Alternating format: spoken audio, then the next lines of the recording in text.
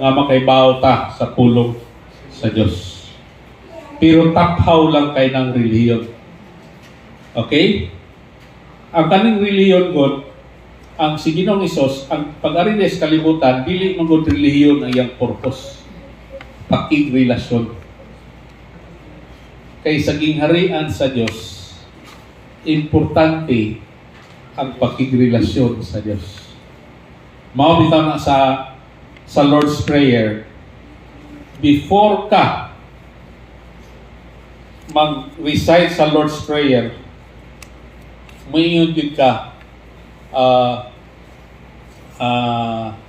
imong yung i-establish ang imong relasyon dito sa Dios, nga siya ang Dios ug ikaw anak niya. Hello, before ka mangayo sa imong gipangayo, establishar sa nimo ang relasyon. You can only be called a son of God, a child of God. You can only call God the Father if you have established a relationship with the Father. Dili joining a group. Not even joining